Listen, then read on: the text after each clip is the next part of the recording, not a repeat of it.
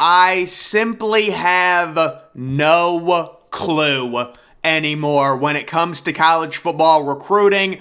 This situation regarding the number one overall player, the perfect 1,000 overall rating, Dylan Raiola. You know what?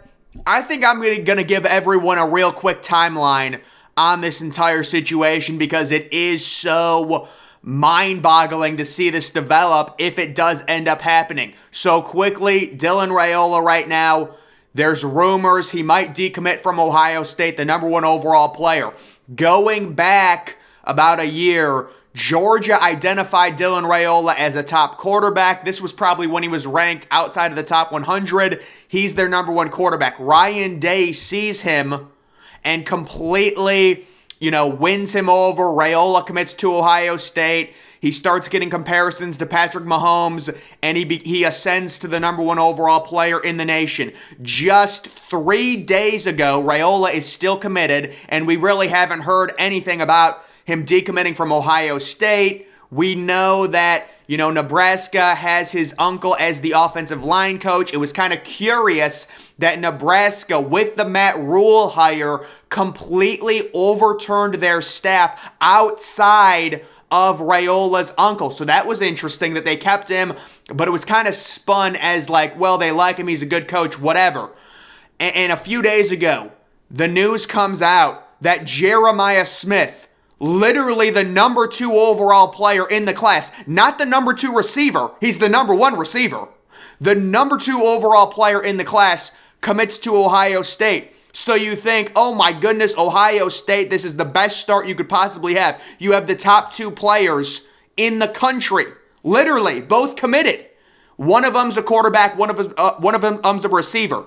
There's no news from Dylan Raiola congratulating Ohio State or congratulating Jeremiah Smith, which is surprising because he's the number 1 receiver that he would be playing with Dylan Raiola. They're both in the same class. It's just weird. And now, guys, the fear comes to real life. Dylan Raiola removes everything from Ohio State related on his Twitter. There's no tweets about it. There's nothing in his bio. I don't believe he's officially decommitted, but the rumors are swirling. People are saying, yes, it's probably going to happen. And guys, I think this is Nebraska's big move back into being nationally relevant. I have to give Nebraska credit for this because this is what I think happened. A lot of people are speculating NIL. What happened? Does Ohio State not have it? I do not think this is NIL. I think it's a family thing. They kept Dylan Raiola's uncle. It's going to have an impact. He wants to go to Nebraska, and it's that family vibe. Dylan Raiola's father played in the NFL. They're worth millions. They've made millions. They really don't need a massive NIL deal to be influenced by.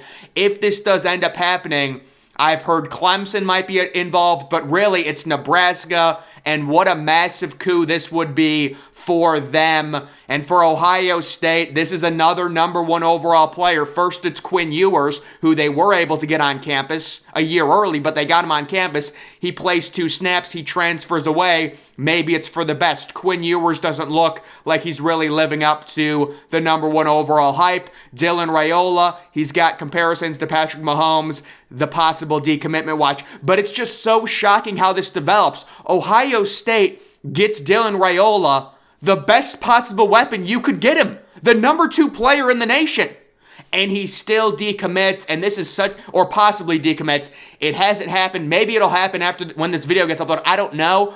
As I'm speaking right now, he's still committed to Ohio State. He just removed everything from the bio. But this is Nebraska's moment. They got Matt Rule. They invested, and this is a huge thing for them. So it is crazy. And then unfortunately for Ohio State, it turns into a double whammy because the Buckeyes, everyone thought they were leading for another 5-star quarterback in 2024, Jaden Davis. Now it looks like he's going to Michigan. So now Ohio State misses out on Dylan Raiola. And Ryan Day did a good thing identifying Dylan Raiola. He's the number 1 overall player. He got him committed. But again, Ryan Day is kind of left at the altar, and it seems like he's kind of just being embarrassed on the recruiting trail, similar to the way he's being embarrassed on the field against Michigan.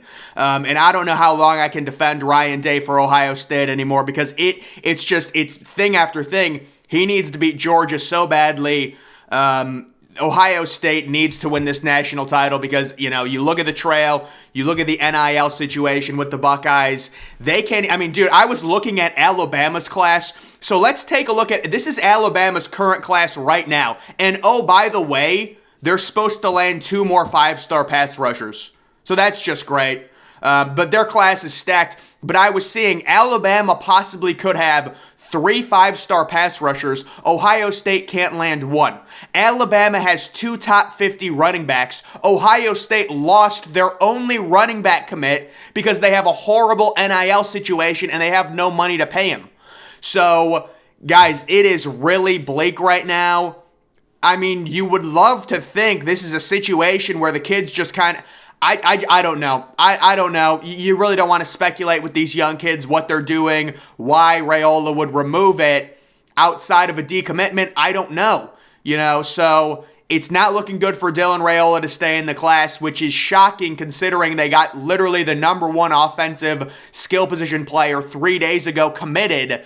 But I don't think it's NIL based on the Raiola, Dylan Raiola's financial situation with his father playing in the NFL. It just feels like Nebraska did a really good job pitching Dylan Raiola. I know people are going to say Nebraska has no talent. Why would you go there? It's horrible. But they do have such a strong support system. And really, you can say, listen, if we get Raiola, we can attract so much more talent here for the 2024 class.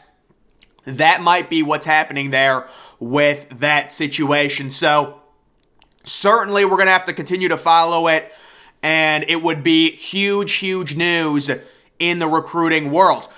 Guys, this is crazy. Alabama's team culture. So Alabama's Will Anderson and Bryce Young are both playing in a so-called meaningless Sugar Bowl, and that is great for their overall culture. I can tell you with 100% certainty, if Ohio State was in a meaningless New Year's Six Bowl, there's a negative 100% chance C.J. Stroud would play. He would not play. Paris Johnson Jr. would not play. A few other guys would probably opt out. This is really a culture thing, and it just goes to show you how far ahead Alabama. Just look at last year, Ohio State with the Rose Bowl. They played in the Rose Bowl. Chris Olave opted out. Garrett Wilson opted out. I'm not saying those are bad guys for opting out. No, I understand protecting your future, but you just see the total culture difference here between Ohio State and Alabama and what Alabama's been able to do getting those guys to play in that game. So, guys, the situation, I think Dylan Raiola is probably going to Nebraska. If you're an Ohio State fan, the only thing you can hope is he hasn't decommitted yet. But again, I'm making this video. Maybe he'll decommit today. I don't know. But there's just no reason to take all of your crap, all of your Ohio State crap out of your bio, not even tweet about Jeremiah Smith, the number 2 overall player in the country, committing. Clearly something is up. Now maybe Ryan Day can talk to him, get in his ear, and get him back on board if he's kind of wavering. That's what Ryan Day's going to have to do. Because obviously something is clearly off, and this could be a massive coup by Nebraska with Matt Rule, and this could kickstart a total rebirth of Nebraska football if it does happen. Maybe he'll go somewhere else other than Ohio State or Nebraska. I know other people have been saying maybe Clemson. I don't know what their quarterback... Actually, you know what? Clemson does need a quarterback for 2024, I believe.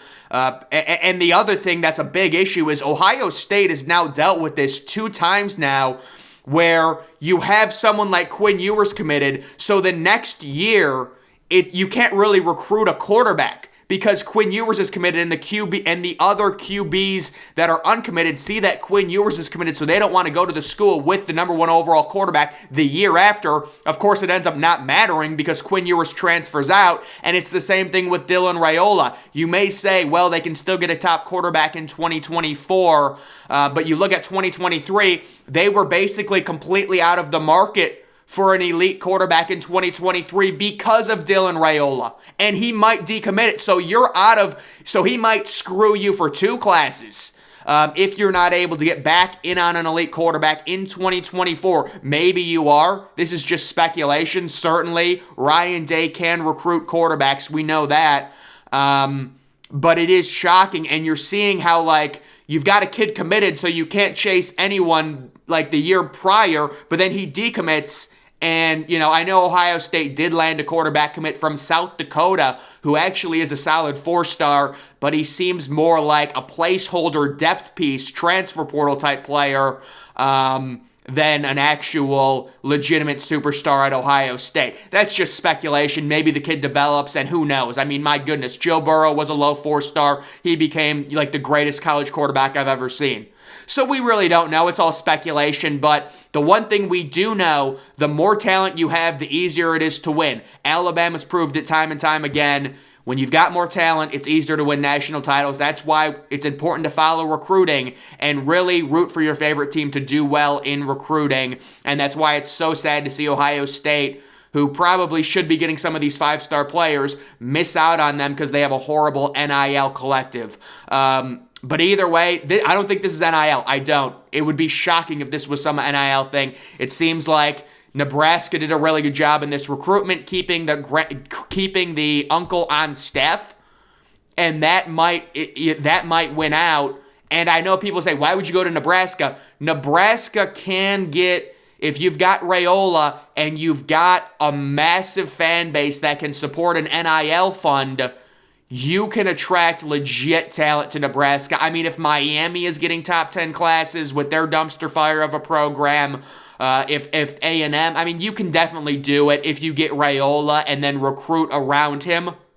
They could 100% do it. And Matt, you have the whole Matt Rule thing where you can turn the program around with a new head coach coming in there. So Nebraska, it'll be interesting to see how this Dylan Raiola situation develops and if he actually officially does decommit from Ohio State, or maybe Ryan Day makes an emergency phone call and somehow hangs on to him. I don't know. Either way, this is recruiting. It's crazy in 2022. This is for the 2024 class, by the way. That's how crazy this is. But either way, guys, that's going to do it for this video. Make sure you're following me on Twitter. Link to that's always in the description.